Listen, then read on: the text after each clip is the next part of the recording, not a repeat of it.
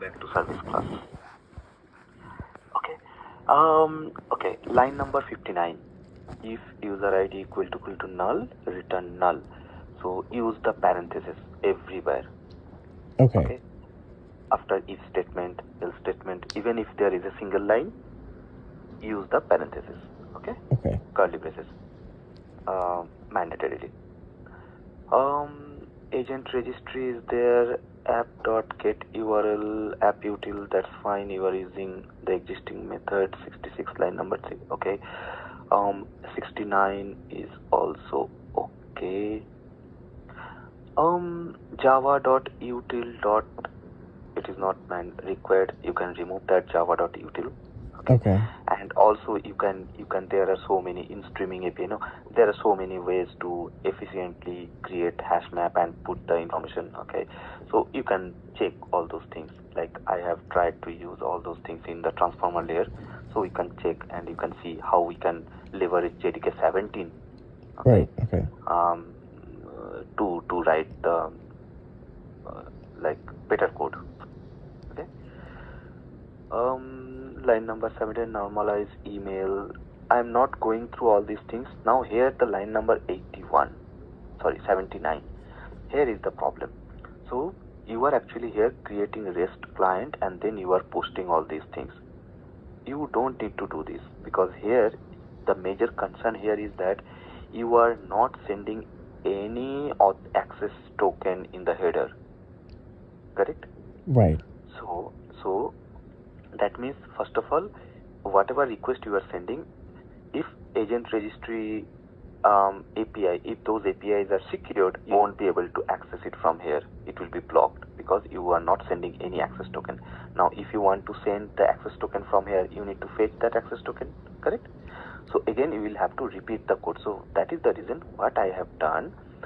Go to the code base again, please. There is one processor just below the exception. Yeah. So here is actually we have request processor. Okay. Access token processor is just to get the access token. There is the request processor. That is actually I have kept it pretty generic. Okay. So I have majorly see how I have written is like call service with post, call service with get. Okay, so if you are making any get call, you can use the call service with get. Line number 59, you can use this method. If you want to use any post method, you can use line number 43, call service with post.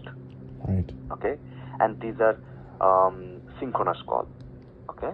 Okay. If you want to make any asynchronous call, then line number 67, call async service with post. Okay, where you will be getting Flux object. Okay. For streaming response. But I don't think for your case there is no streaming, so that's fine. If you scroll down a bit, there will be another get method with okay, so get I have I think removed, and then also we have some fallback method. So there is one retry mechanism that is inbuilt. Okay, here. So if the retry fails, for example, I am saying if you scroll a bit up, the post method, yeah, so you can see retryable. All the methods are retryable, line number 52. So if the first request failed, okay, so when you are making one call, it will retry for 5 times. Okay, but it won't retry if the exception is non-retryable service exception. So that is one custom exception I have created. Okay, so and we are throwing this exception when I am thinking like, okay, retry will not work. For example, you are making one service call, okay, and the payload itself is wrong. In that case, retry won't help until you change the payload, correct? Right. Correct. So in this case, what I'll do, so if I get any exception from the service, Python service, like, hey, the payload is invalid, in that case, I won't retry. So I'll throw non-retryable service exception. Okay. Okay. And in that case, it will not retry because it will say, okay, non-retriable, so I'll not retry. But if I throw any other exception, for example, some network issue happened, okay, in that case, I will retry. So that is the reason I am saying line number 54, don't retry for non-retriable service exception, but retry for any other exception. Right. Okay. Okay, and you should maximum retry for up to 5 times. And the backup policy is that every retry will be delayed by 5 seconds. Okay, and it will be every time it will be multiplied by 2, like some random value will be generated. So multiply 2 means every time it will be added 2 seconds. Okay, 2 seconds. Then like this is some kind of recursive, like what I say, exponential backup policy. This is called exponential backup policy. Okay, so first retry will be after 5 seconds, second retry will be after 7 seconds, third retry will be after 12 seconds. In that way, it will increase the time between 2 retries, so that the Python service can get some time to breathe, okay, to recover. Right. Okay, and it will maximum wait for 30 seconds. Okay, so and it will also retry maximum 5 times. So the calculation is like it will start from 5. So first will be 5, then second will be 7, third will be 12. In that way it will go, but it won't wait more than 30 seconds. Okay. Okay, and then I am saying if doesn't work, then go to the recovery method. Recovery method is line number 56. I am saying like go to retry fallback forget. This is the method. I am saying if you can't recover, if you can't get successful response, like even after 5 times retry attempt, if you still get the same error, then go to the retry fallback forget method. Okay, and that is the method we have written below. Okay. Okay, and here actually we are throwing actual exception, Nexus Studio service exception. So this is the actually terminal operation. Okay, so once all the retries are exhausted, then it will say, hey, all retries are exhausted, we cannot retry. So now we are ending this call here. I see. Okay, interesting, correct? Yes, it's just a terminal. It's just a terminal operation. Yeah, this is the terminal operation. Now if you scroll up again, so you need to make call of this call service with get or call service with post.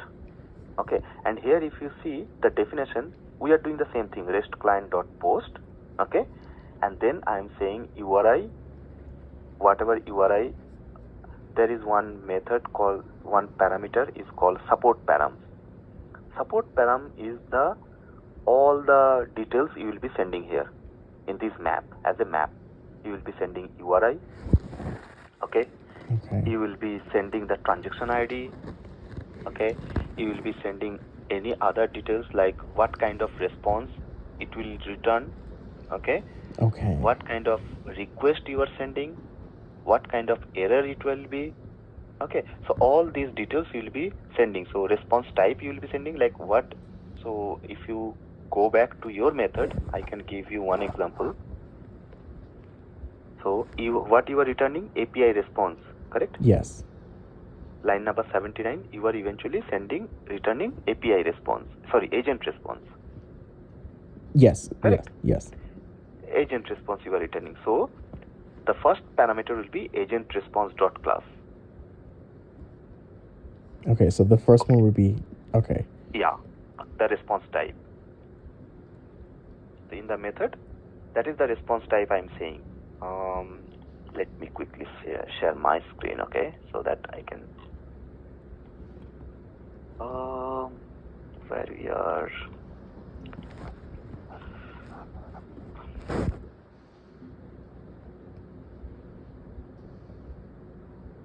Hi Suraj, I just joined.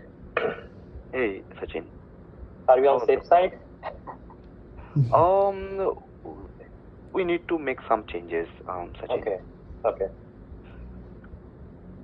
So actually, that is what I was saying. Like we have some kind of generic template. Okay, so Mhm. you can fit all those things here. Mhm. Okay, so we are. I think it don't take much time for Shen to do all these things. Okay. Okay. It's fine. Okay, so we have completed our almost. So only agent registry, this service layer is pending. Okay. Oh, also, Shane, application.properties you should not commit. Okay, there'll be no application.properties in this Okay, code yeah, base. I should put that in the git ignore. Yeah. So this is one, and I am opening another one.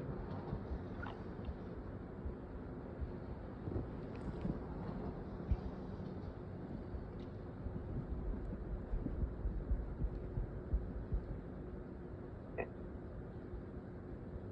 Release MR3. So, okay. So what I was saying, processor, correct? Yes. So this is the request processor. Okay.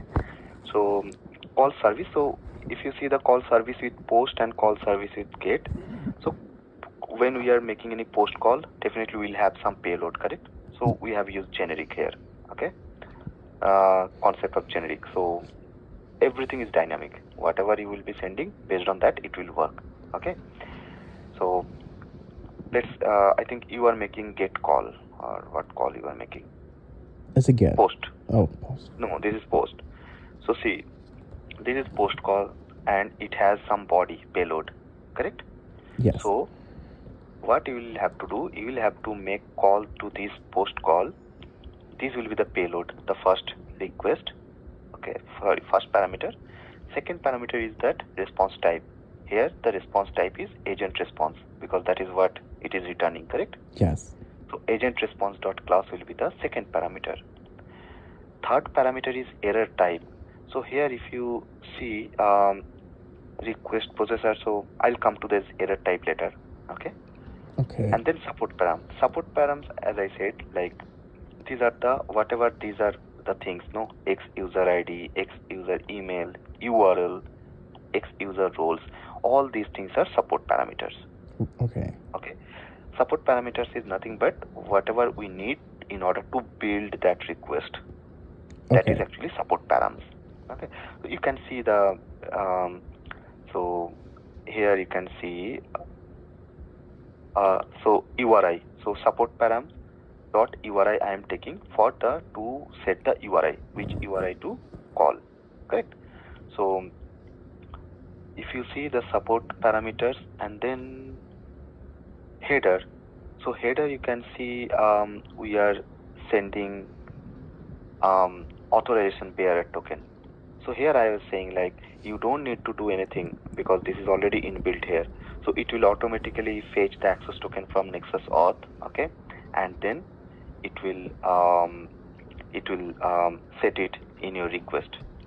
Okay. Okay, because this is your client. Okay. Body payload you have you are sending, and then exchange. So in exchange, what you are getting, you will be getting one response. Okay, so this is the signature of the exchange method. We need two parameters, request and response. And then you can see there is one request processor dot process response. So here request processor, and there is one response processor. So here one design pattern we are following, that is called chain of responsibility. Okay, so what we are doing here, we got the response from the Python in the exchange method. Okay, now whatever response we are getting, we are blindly passing that response to the response processor. Okay. And now response processor will process one by one. So response processor will first check the request, the response. Okay, so if you go to response processor, this is one it is implementing response processor chain. Okay, so in this chain we have two kind of response processor. One is synchronous, one is asynchronous. So Flux is asynchronous and the standard one is synchronous call. Okay. Okay. Now in response processor, we are actually implementing what we are saying. You can see that chain of responsibility design pattern, not very critical or very dangerous, but or not very tricky, very simple. But here, what it does its own work, then it again pass on to the next processor. That is Right. how it works. So here what we are doing. So first it will come here, okay, and it will again send it to the process response, okay, and process response, when it will be sending to process response, what is the next processor? Next processor is that processor config. Here we have 200 processor, okay, so it will go to the 2xx processor. This is the successful response, okay. So if here it will check the whatever response we got, is it successful, 200, okay, then it will process it here and it will return from here. If not, then it will send it to next processor. What is the next processor? Here is the next processor we are setting. Like for 200, the next processor is 400. Like if you don't get 200 success response, then check for 400 error response. Okay, it will go here, and again it will try here. If it is client error, then process and return it from here. If not, again you pass it on to the next processor. What is next processor? Actually here our next processor is 500 processor. Okay. So this 500 processor, and this is again the end processor. If it can process here, so if the response is not 200, then it will go to the 400 processor. If it is not 400, then it will send to 500 processor. Even if it is not 500 processor, then return null. By I can't do anything. But if it is 500 processor, then process it from here. Okay. And here actually we are sending based on the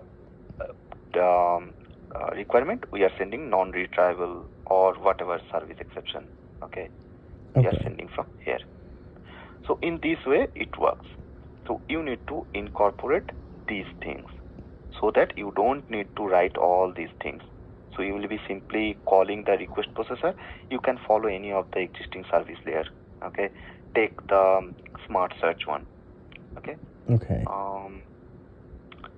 Take the smart search service. Okay, service. Okay, so smart search service. If you see how we are doing. So see, again, as I said, so it is taking the request, okay, then it is sending to transformer layer. I told you we need to introduce the transformer layer, correct? Yes. Where all this transformation will be happening. So DTU to Python DTU, that transformation will be happening here, okay, and then we are persisting few data partially and then doing some other processing, okay, and then you can see here we are making the call get service future response. Okay, so here we are actually using future object. So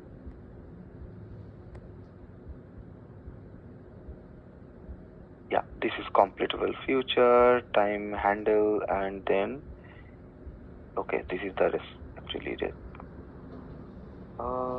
future service get future suggestion response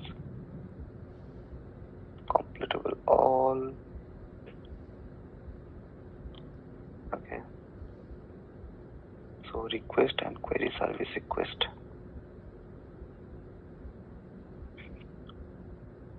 So this is actually different kind of things. We are making parallel calls, so that is the reason it is like this. But here also we can see other method, simpler method I am trying to find out.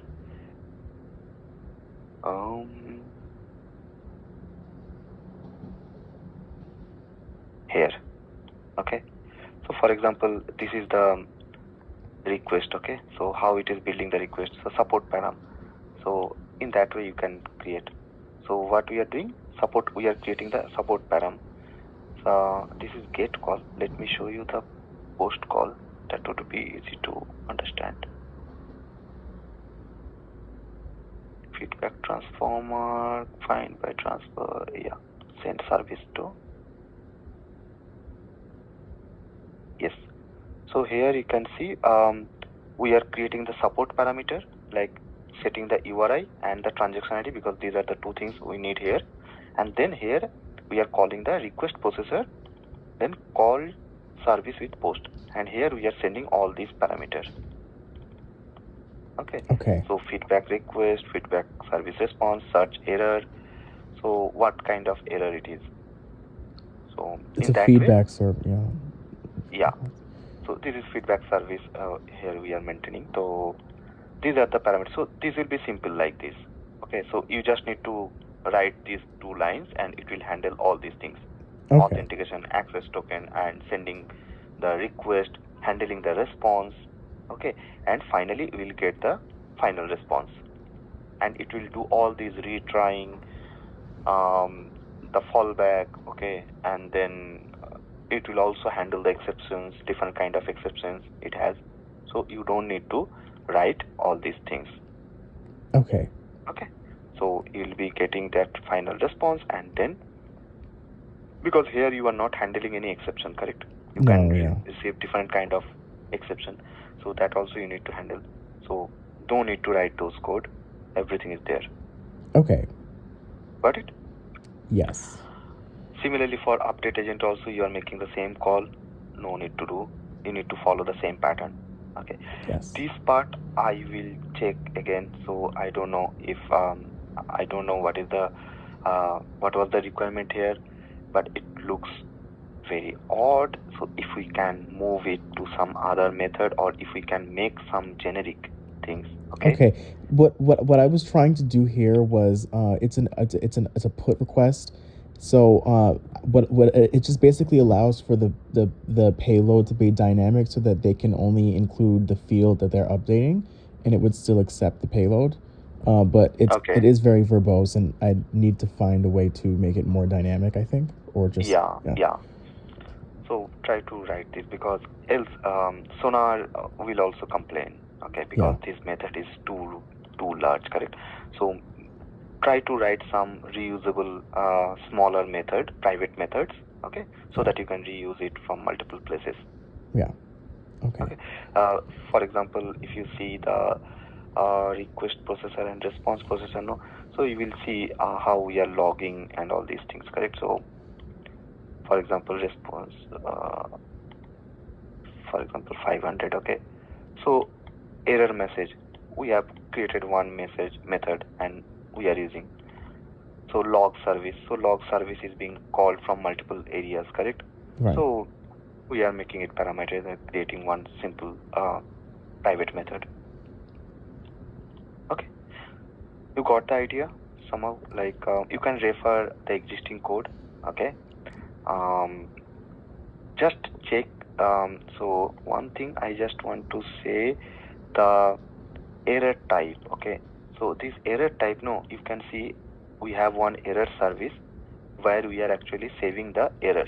So based on the error type, it actually goes to this error service and it saves the error.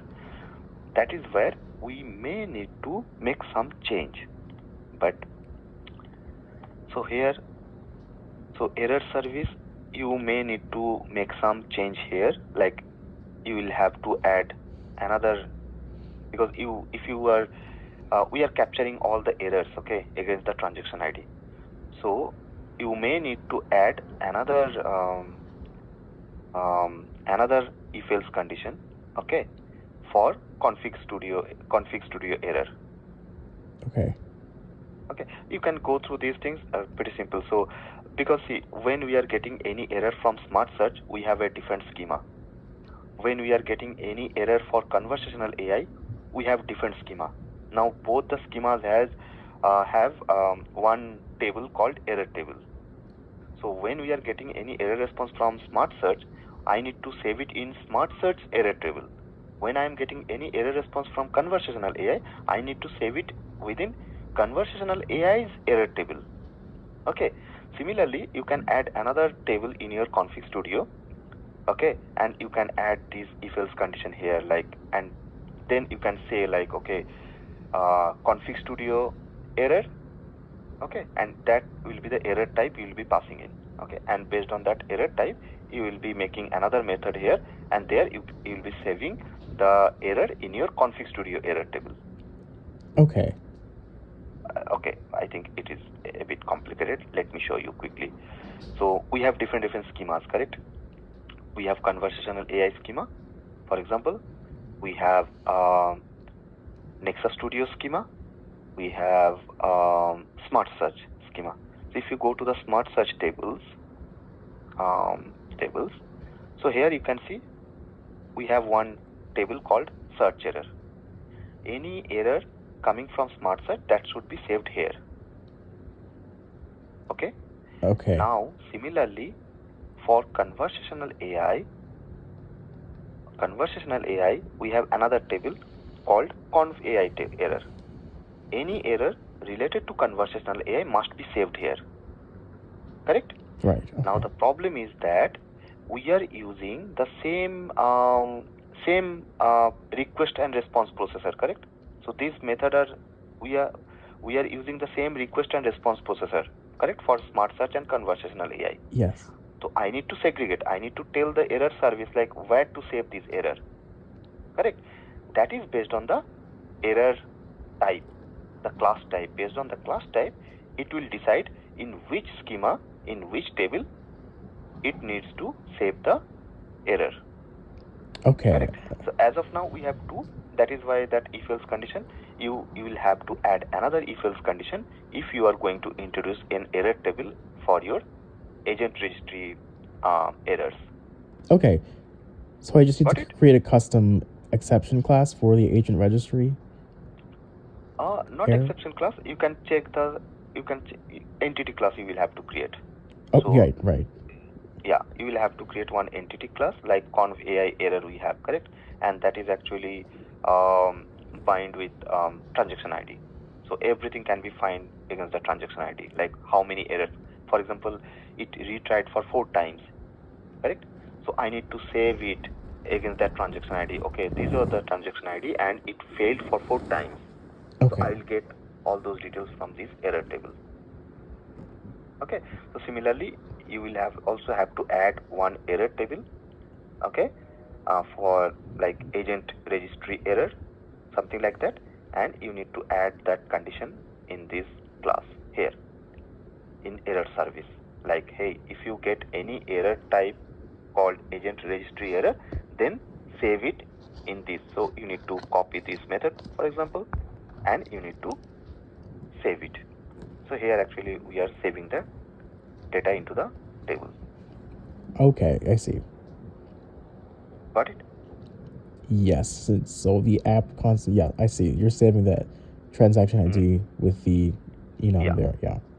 Okay. Similarly, here also for conversational AI, we are saving it. So maybe you will have to write another private method called save agent registry error, server error. Okay? Okay. And try to keep the same naming convention. That will be easy to understand. Okay? Yes.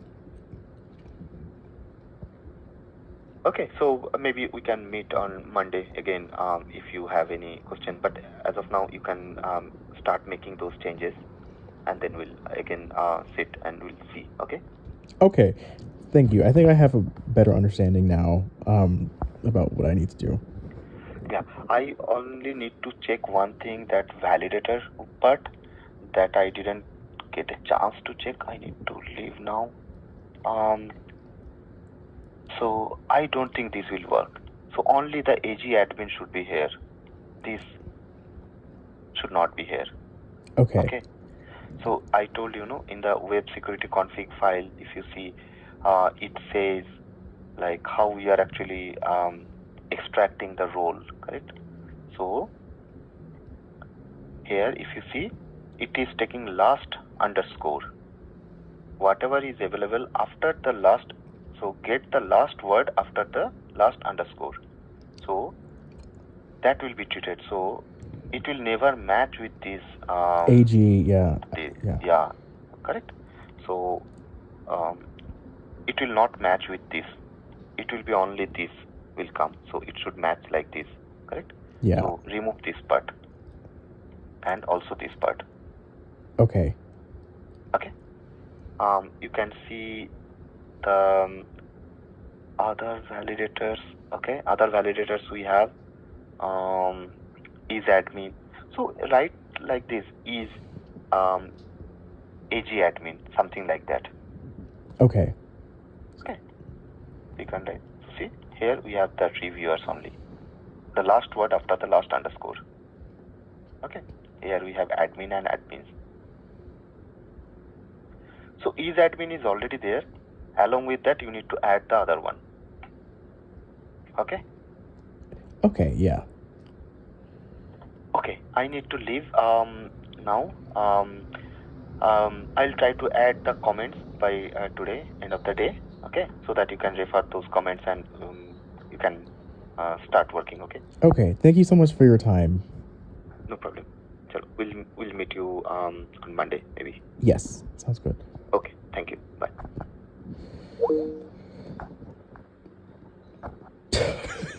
I'm gonna study this repository. Like, I'm gonna study this shit inside and out.